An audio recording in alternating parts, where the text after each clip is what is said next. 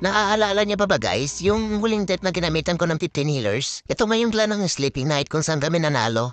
At pagkatapos ka ng laban namin, nag-request to join ako sa kanila.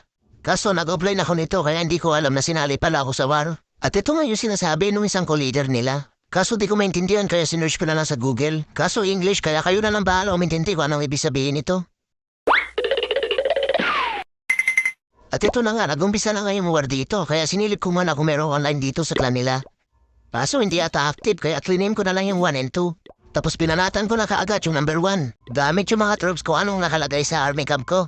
At ito nga yung Queen Charge Recall na may spam root rider. Ginamitan ko nga ng hero potion dito dahil hindi pa mas yung BK at level 1 pa lang yung mga pets. Di na nga ako dito nag-prepare ng troops para dito talaga sa number 1. Kaya kung ano na lang yung nakaluto, yun na lang din yung ginamit ko. Ito kasi yung strategy na pangmalakasan sa stage 15 kaya ito na rin yung ginamit ko dito. Gaya nga dun sa in-upload ko na tutorial about dito sa malakasan troops sa stage 15, inuna kong alam dito yung tupake na Gwen at ginamit agad yung ability niya na malaking pana para makapagpaanal agad sa isang gilid. At nung natanggalan na itupake na Gwen yung mga buildings na nasa gilid kaya ginamit ko na yung recall spell. At saka ko naman nilapag yung siege barracks sa may taas. Kasama ng dalawang mangkukulam, dalawang Amazona at isang road rider tapos sinama ko na rin pati si Hirong Tomboy. Para sila naman yung bahala magtatanggal sa mga buildings sa defense na nasa taas. Sa ako naman nilapag sa gitna yung mga root rider. Kasama yung mga Amazona, si Abnoy na BK, si Tatang at yung tupake na Queen. Tapos ginamitan ko lang ng overgrowth spell itong mga defense.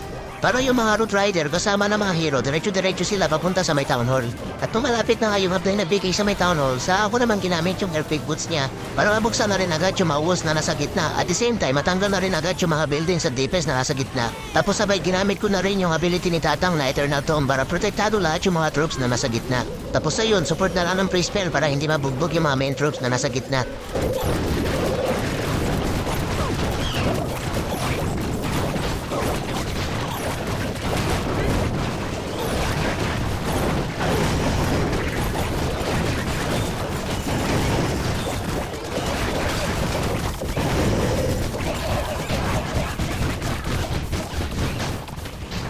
At ayun, muntika na nga hindi matristar, buti na lang malakas ang gapit sa tsamba. Yun nga ako dito gumamit ng perteng karapata at baka maumay pa yung dalawang nanonood. Kaya dito dahil sa natristar ko na yung number 1, kaya nag-prepare na ako ng troops para sa second attack ko dito sa number 2. At ito nga yung troops na ginamit ko dito, 19 Super Calvo. Kaso nakalimutan ko pala mag-record habang gumahata, kaya ito replay na lang. At ito na ngayon nangyari dito sa second attack ko. Dito nga pinaplanuhan ko talaga to, nagamit yung mga super kalbo. At ganito nga yung plano ko dito, gagamitan ko ng bulalakaw ni Tatang, ito multi-archer, para matanggal na agad yung Eagle Artillery, yung X-Bow at saka yung Glam Castle. Tapos ilalapag ko naman dito yung siege barracks, para pag lumabas yung Pekad Wizard, matanggal na nila agad yung mga buildings na nandito sa gilid.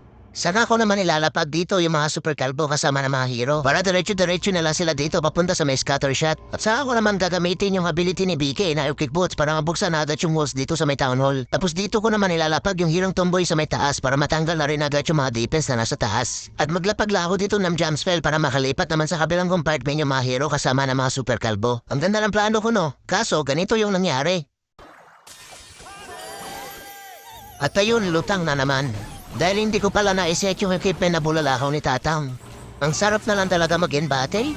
Pero tinuloy ko pa rin kaya dito iniisip ko muna kung anong remedyo pwede gawin dito kay Tatang. Kaso sa sobrang tuliro dun sa invincible bulalakaw ni Tatang kaya dito hindi ko na malaya na matay na pala si Tatang. At ito na nga yung sunod na nangyari.